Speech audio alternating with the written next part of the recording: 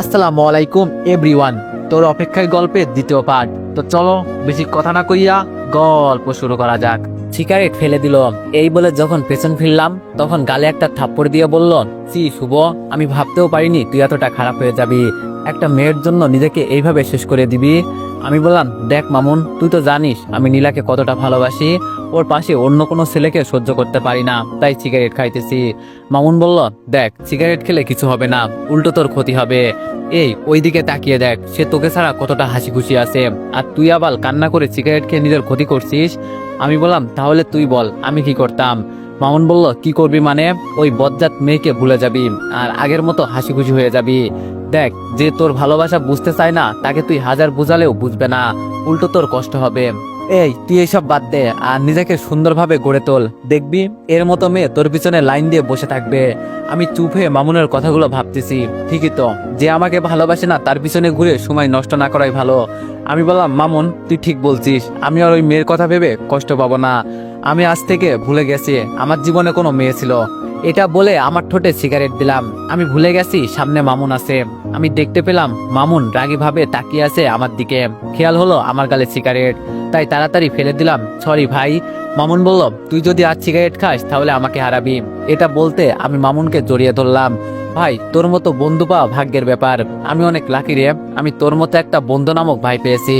মামুন বলল, আরে কি যে বলিস না, আমি ভাগ্যবান যে তোর মতো একটা বন্ধু পাইছি। আচ্ছা চল ঘুরতে যাবো। আমি বললাম, চল মামা। এই বলে ঘুরতে গেলাম। অনেক জায়গাতে ঘোরাঘুরি করে যে যার বাসায় চলে গেলাম। এইভাবে কেটে গেল 10 দিন। প্রতিদিন কলেজে গেলে দেখতাম নীলা ওই নিহালের সাথে আড্ডা হাসাহাসি করত। এগুলো প্রথম প্রথম কষ্ট হলেও এখন আর দেখতে দেখতে অভ্যাস হয়ে গেছে, এখন আর কষ্ট হয় না। কিন্তু এখনো কষ্ট হয় বাবার আচরণে। আমার সাথে এখন আর বাবা কথা বলে না, আমার অনেক কষ্ট লাগে বাবার এইরকম আচরণে। আজ কলেজ থেকে বাসায় এসে ফ্রেশ হয়ে মোবাইল টিপতেছি, তখন মা ডাক দিল খাবার খেতে, তাই খাবার খেতে গেলাম। ও, আপনাদের একটা কথা বলতে ভুলে গেছি, আপু আজ নানুর বাসায় গিয়েছে বেড়াতে। আমি যখনই খাবার খেতে টেবিলে বসলাম তখন বাবা পুরো না খেয়ে হাত দিয়ে চলে যেতে লাগলো। আম্মু বলল, তোমার আবার কি হয়েছে, খাবার পুরো শেষ না করে চলে যাচ্ছ কেন? বাবা বলল, আমার খেতে ইচ্ছা করছে না। একটা ইফতেজারের সাথে এক টেবিলে বসে খাবার খাওয়া আমার পক্ষে সম্ভব না। বাবার মুখে এমন কথা শুনে আমার চোখ দিয়ে পানি পড়তে লাগলো। এতদিন এড়িয়ে চলতো, তাতে বুক ফেটে যাইতো, আর আজ এমন কথা বললো। বাবা আমাকে এমন ভাবে বলতে পারলো, কি দোষ করেছিলাম নীলা, আমি তো তোকে ভালোবেসেছিলাম, তার জন্য আজ তুই আমার বাবার চোখে খারাপ বানিয়ে দিলি। আমি চোখের পানি মুছে চলে যেতে লাগলাম। আম্মু বলল, তোর আবার কি হলো? আমি বললাম, কিছু না, আমার খেতে ইচ্ছা করছে না। এটা বলে রুমে এসে দরজা বন্ধ করে কান্না করতে লাগলাম। কেন আমার সাথে এমন হলো? আমি তো নীলাকে কোনোদিন অপমান করিনি, তাও কেন আমাকে এত বড় অপবাদ দিল? আর বাবা, সে তো আমাকে ছোট থেকে চেনে, সে কেমনে বিশ্বাস করলো আমি এমনটা করতে পারি? এইসব ভাবতেছি আর অনবরত চোখের পানি পড়তেছে। কি করব কিছুই মাথায় আসছে না। না, আমি এইসব কিছু আর নিতে পারতেছি না। এইভাবে নানান কথা ভাবতে ভাবতে ঘুমিয়ে গেলাম। এইদিকে আম্মু বলল, এই তুমি এইরকম করছো কেন? জানো ছেলেটা কত কষ্ট পেয়েছে? বাবা বলল, তোমার জন্য ছেলেটা এমন হয়েছে। এই তুমি কি জানো, সারাদিন ছেলে ছেলে করো আর ছেলের সম্পর্কে কোনো কি খোঁজ নাও তুমি? আম্মু বলল, খোঁজ আর আমি? আমার থেকে ছেলেকে কে বেশি খোঁজ রাখে? ছেলেটা কাল যে অজ্ঞান হয়ে পড়েছিল, ছেলেটাকে দেখতে গিয়েছো? আচ্ছা মানলাম সে একটা ভুল করেছে, তাই বলে এইভাবে তাকে এড়িয়ে চলবে? তুমি খোঁজের কথা বলছো না, একটু তার বন্ধু মামুনকে জিজ্ঞেস করিও আসল সত্য কি। অন্যের কথা ধরে নিজের ছেলেকে শাস্তি দেওয়া মোটেও আদর্শবান বাবার কাজ না। বাবা বলল, কি আসল সত্য? আম্মু বলল, তুমি যখন তোমার ছেলের খোঁজ বেশি রাখো, তাই তুমি বরং বের করো আসল সত্য কি। বাবা বলল, আসলে আমার আগে খোঁজ নেওয়া দরকার ছিল, আমার ছেলে কি আসলে অপরাধ করছে নাকি করেনি। এই বলে মামুনকে কল দিল। মামুন বলল, আসসালামু আলাইকুম আঙ্কেল। বাবা বলল, ওয়ালাইকুম আসসালাম। বাবা, তোমাকে একটা কথা জিজ্ঞেস করতাম। মামুন বলল, কি আঙ্কেল? বাবা বলল, আচ্ছা মামুন, সেই দিন কি শুভ কোনো মেয়েকে কিস করেছিল? সত্যি কথা বলবে। মামুন বলল, না আঙ্কেল, সেই দিন শুভ তেমন কিছুই করেনি। বাবা বলল, তাহলে কি হয়েছিল? মামুন বলল, কি করে যে বলি আপনাকে। বাবা বলল, আরে সমস্যা নেই বলো। মামুন বলল, আচ্ছা তাহলে শুনুন। এই বলে তারপর মামুন বাবাকে সব বলে দিল। বাবা বলল, আমি কেমন বাবা হলাম, শুধু শুধু আমার ছেলেকে আমি কষ্ট দিলাম। এইদিকে নীলা ও তার বান্ধবী বসে আছে। মনি বলল, দোস্ত তুই এটা না করলেও পারতি। নীলা বলল, কি? মনি বলল, এই যে শুভকে এতটা অপমান না করলেও পারতি। নীলা বলল, দেখ মনি, তুই আমাকে শিখাতে আসিস না, ওই ক্ষেত আবার মার্কা পোলার এটাই শাস্তি হওয়ার দরকার। মনি বলল, আচ্ছা আমাকে এটা বলতো, তুই শুভকে ভালোবাসিস তাহলে এটা কেন?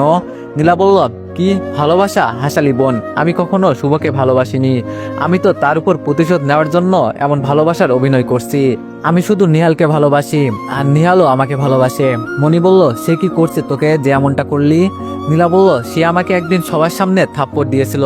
মনি বলল, কেন থাপ্পড় দিয়েছিল? নীলা বলল, আসলে বলিস না, যখন স্কুলে ছিলাম, সে মনে হয় তখন নতুন ভর্তি হয়েছে, তখনকার ঘটনা। স্কুলে আসার পর রিক্সাওয়ালাকে ভাড়া দিলাম, তখন রিক্সাওয়ালা বলে কম হয়েছে, অনেক বাড়াবাড়ি হয়। এক পর্যায়ে আমি যখন তার গালে একটা থাপ্পড় দিতে যাব, তখন কোথা থেকে শুভ এসে আমাকে থাপ্পড় দিয়ে সবার সামনে অপমান করে।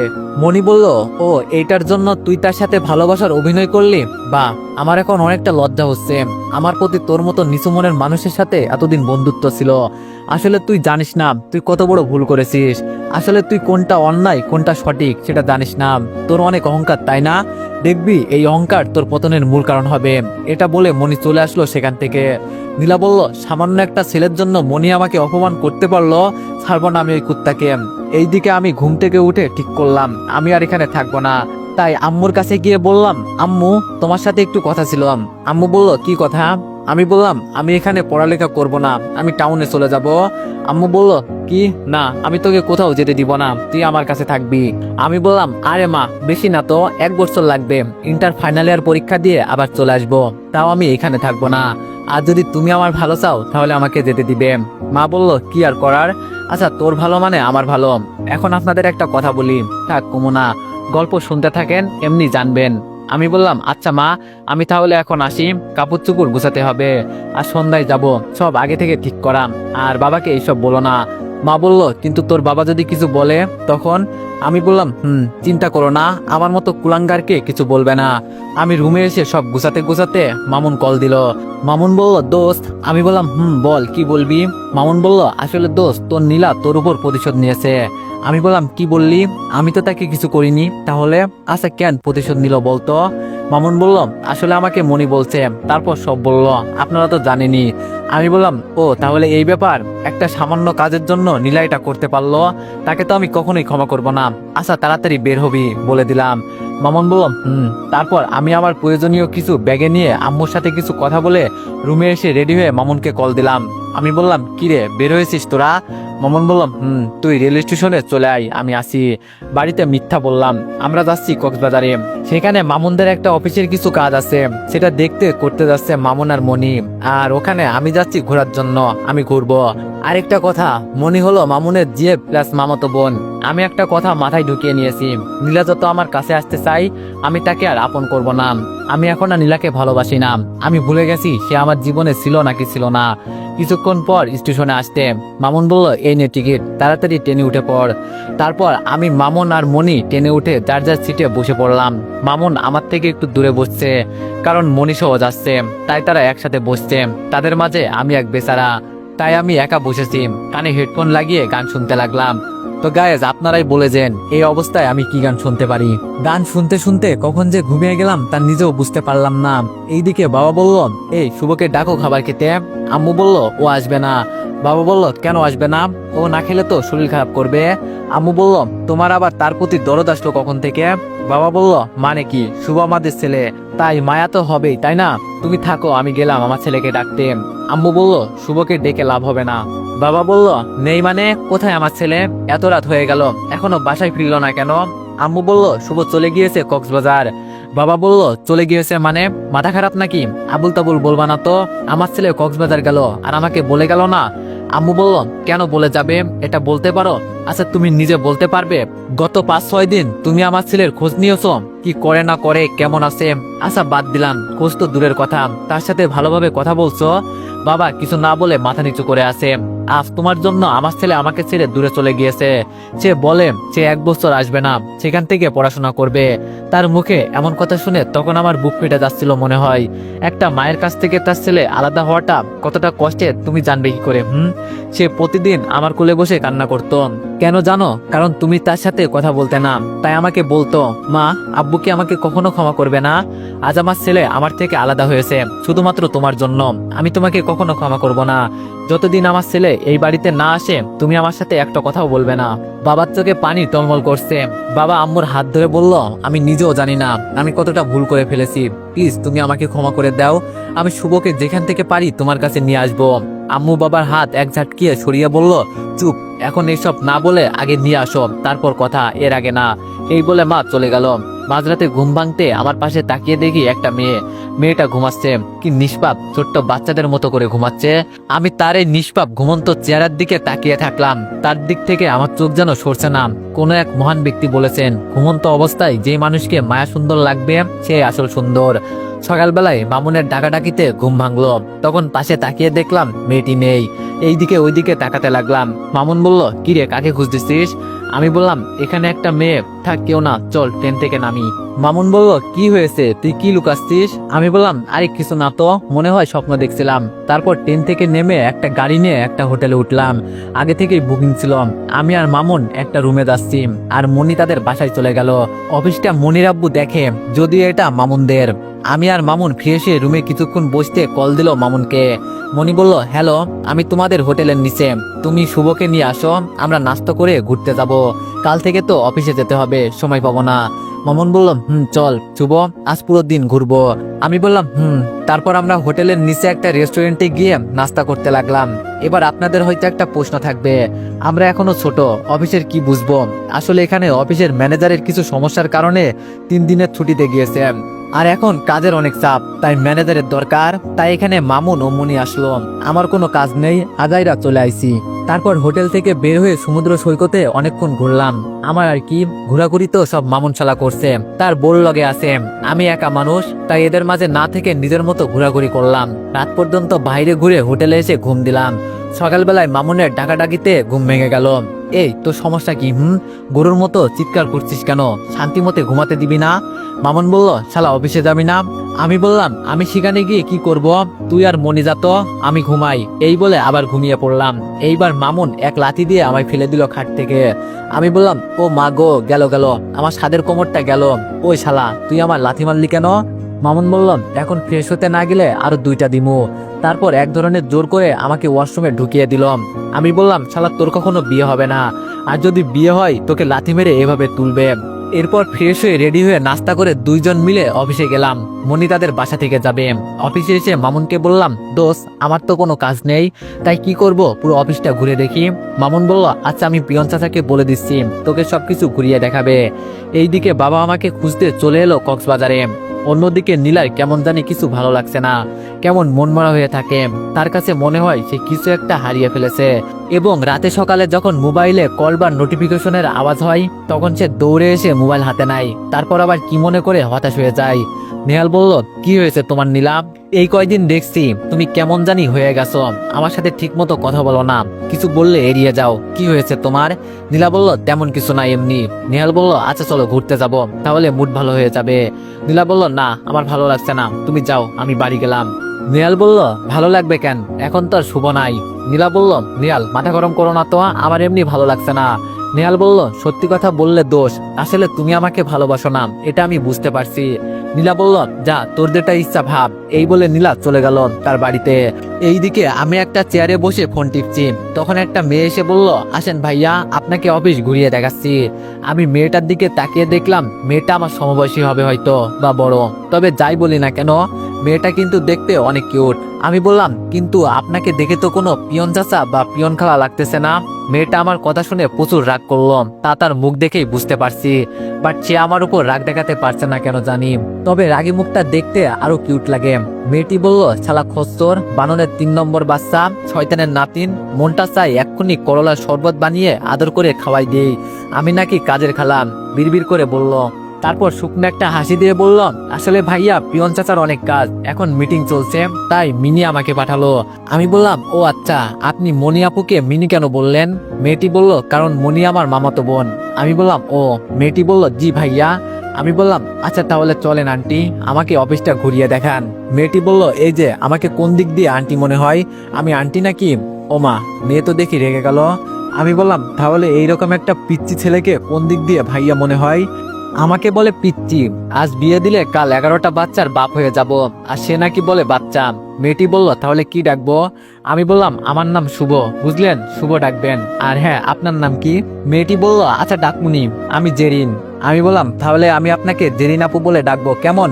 জেরিন বলল, শালা আসলে একটা খচ্চর, আমার মতো একটা মেয়েকে বলবে কিনা আপু। শালা তোর কখনো বিয়ে হবে না, বদদোয়া দিলাম মনে মনে। ওকে ডাকিয়েন, এখন চলেন তো। দেখি কথাটি রাগ দেখিয়ে বলল, তাতে আমার কি, আমি তো ঘুরতে আইছি। তারপর জেরিন আপুর সাথে ঘুরতে লাগলাম পুরো অফিসটা ঘুরে দেখার সময় আমি জেরিন আপুর সাথে একটা কথাও বলিনি, শুধু আপু এটা কি, এটা কোন ডিপার্টমেন্ট ইত্যাদি। এইদিকে জেরিন আপু বলল, শালা উজবুক তেলাপোকা ইঁদুর, আমাকে আপু ডাকতে ডাকতে মনে হয় নিজের মায়ের পেটের বোন বানিয়ে দিবে। তোকে খালি একবার বাগে পাই, দেখাবনি মজা।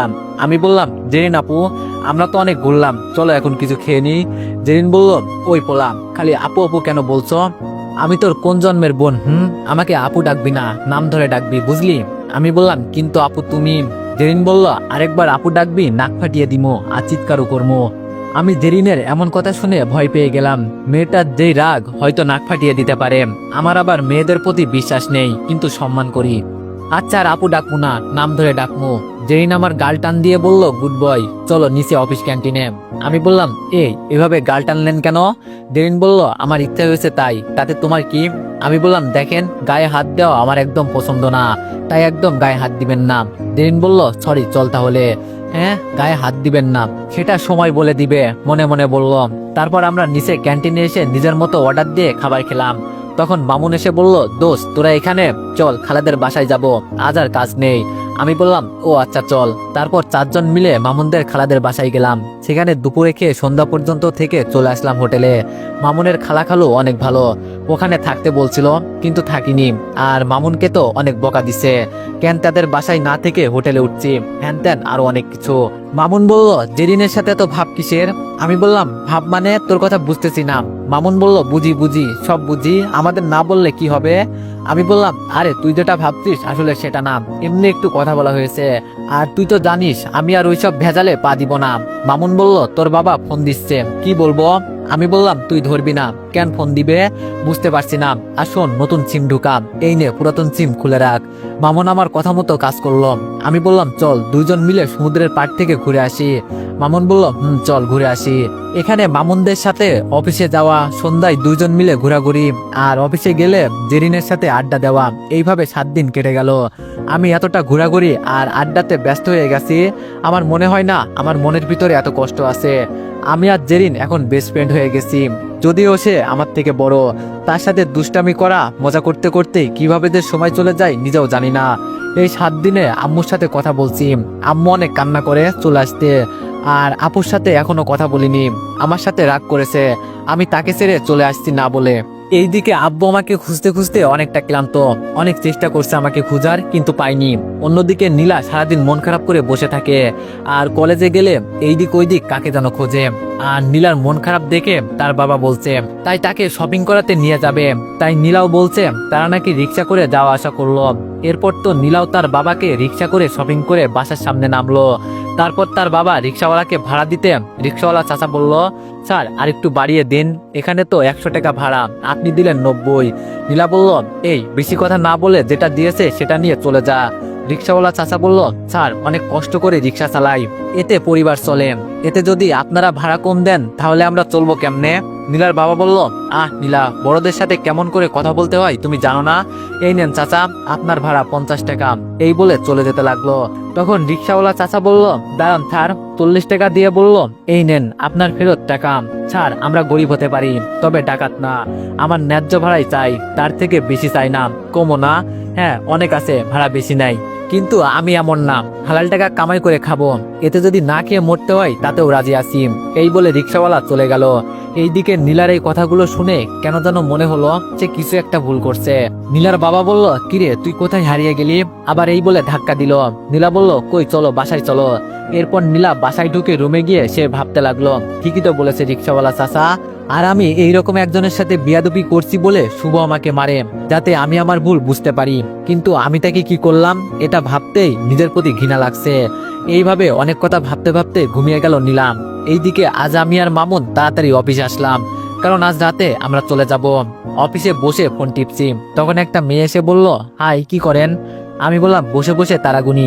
মেয়েটি বলল, মিথ্যা কেন বলছেন? আমি দেখতাছি মোবাইল টিপতেছেন। আমি বললাম দেখতে যখন পারছেন তাহলে বলছেন কেন? মেয়েটি বলল, এইরকম ভাবে কথা বলছেন কেন? একটু সুন্দরভাবে কথা বলতে পারেন না? আমি বললাম সরি, দুঃখিত। সম্মানিত মেয়ে মানুষ, আপনি এখানে কি কথা পেশ করিতে আসিয়াছেন? দয়া করে আপনার কথা পেশ করিতে পারেন। মেয়েটি হেসে বলল, আপনি অনেক মজার মানুষ। আমি বললাম এখানে মজার কি বলছি আজব? মেয়েটি বলল, এই যে আমার নাম ঋতু, আমি মেয়ে মানুষ নাম। আপনার নাম কি? আমি বললাম, ও আমার নাম শুভ। ঋতু বলল, আচ্ছা পড়ালেখা করেন? আমি বললাম না। ঋতু বলল, তাহলে কি করেন? আমি বললাম মোবাইল টিপি। ঋতু হেসে বলল, আচ্ছা কিসে পড়েন? আমি বললাম টেবিল চেয়ারে পড়ি। ঋতু বলল, আচ্ছা আপনি এমন কেন? সবকিছুতে টেরা টেরা কথা কেন বলেন? আমি বললাম কারণ আমি টেরা কথা বলতে ভালোবাসি। ঋতু বলল, ও গুড। তারপর তার সাথে কিছুক্ষণ কথা বললাম। ঋতু বলল, আচ্ছা আমি আসি, কাজের সময় হয়ে গেছে। আমি বললাম কেন, আর একটু থাকেন? ঋতু বলল, না আরেকদিন, এখন অনেক কাজ। আমি বললাম যান, আপনার সাথে কথা বলে ভালো লাগলো। ঋতু মেয়েটি একটা মুচকে হাসি দিয়ে চলে গেল। উফ বাবা, বাঁচা গেল। কি বাঁচাল মেরে বাবা। কেউ এত কথা বলে, আর কিছুক্ষণ থাকলে হয়তো মাথা হ্যাং হয়ে যেত। তখন মনে পড়লো আজ রাতে তো চলে যাব। এইবার মন খারাপ হয়ে গেল, কারণ এখানে থাকতে থাকতে অনেকটা এখানকার পরিবেশ মানুষজনের মায়াতে পড়ে গেছি। হঠাৎ পেছন থেকে জেরিন বলল, কিরে মন খারাপ হয়ে গেল নাকি? আমি বললাম কেন মন খারাপ হবে? জেরিন বলল, না দেখলাম কত সুন্দর করে কথা বললি, এখন তো চলে গিয়েছে, তাই মনে হলো মেয়েটির জন্য মন খারাপ হয়ে গেল। আমি বললাম রে, মেয়েটা অনেক ভালো, অনেক সুন্দরভাবে কথা বলে, মেয়েটি চলে যাওয়াতে অনেক কষ্ট পাচ্ছি। জেরিন বলল, কি কুত্তা বিলাই হনুমান, মেয়েটি চলে যাওয়াতে কষ্ট পাচ্ছিস তাই না? কই আমি চলে গেলে একবারও বলিস না দোস্ত আর একটু থাক। তুই গেলে আমি কষ্ট পাবো। প্রতিদিন তোকে আমি নিচ থেকে কল দিই, তুই একবারও নিচ থেকে কল দিস না। তার মানে তুই আমাকে বন্ধু মনে করিস না? তুই ওই সাতচুন্নির ডাইনিকে বন্ধু মনে করিস তাই তো? যা, তোর সাথে কথাই বলবো না। এগুলো বলছে আর আমার পিঠে কিল ঘুষি দিতেছে। আমি বললাম ঠান্ডা অনেক লাগতেছে আমার। জেরিন বলল, না আরো মারবো। তোকে কি আদর করার জন্য মারছি নাকি? আমি বললাম প্লিজ আর মারিস না, আমি না তোর বন্ধু, আমি তো তোকে রাগানোর জন্য এইসব বলছি। জেরিন বলল, তোর আমাকে রাগাতে ভালো লাগে তাই না কুত্তা? আমি বললাম রে অনেক। আচ্ছা তোকে অনেক মিস করবো রে। জেরিন বলল, কেন কেন? আমি বললাম আজ রাতে চলে যাব আমরা। এটা বলতেই আমি খেয়াল করলাম জেরিনের মুখটা কালো হয়ে গেছে। জেরিন বলল, আরো কয়টা দিন থাক না প্লিজ। আমি বললাম না রে, আম্মু অনেক কান্না করতেছে, কারণ আমাকে অনেক ভালোবাসে তো তাই। জেরিন বলল, ও আচ্ছা তাহলে আজ চলে যাবি? আমি বললাম জেরিন বলল, আচ্ছা তুই থাক তাহলে, আমার বাড়িতে অনেক কাজ আছে। এই বলে জেরিন চলে যেতে লাগলো। আমি বললাম আজ মনে করছিলাম একজনকে নিয়ে পুরো দিন ঘুরবো, কিন্তু তার তো কাজ আছে, তাই কি করার, ঋতুকে নিয়ে যাব। এটা বলতে জেরিন আমার কাছে এসে আমার কলার ধরে বলল, এই কুত্তা, আমাকে ছাড়া অন্য কাউকে নিয়ে ঘোরার কথা বললে গলা টিপে মেরে ফেলবো, চল আমাকে নিয়ে। আমি বললাম কিন্তু তোমার তো কাজ আছে তাই না? জেরিন বলল, কিসের কাজ? ভাড়মে যাক কাজ, তুই আজ আমাকে নিয়ে সারাদিন ঘুরবি, চল। এই বলে আমার হাত ধরে অফিস থেকে বের হতে লাগলো। আমি বললাম, আরে কি করছো, হাত ছাড়ো, সবাই দেখছে তো।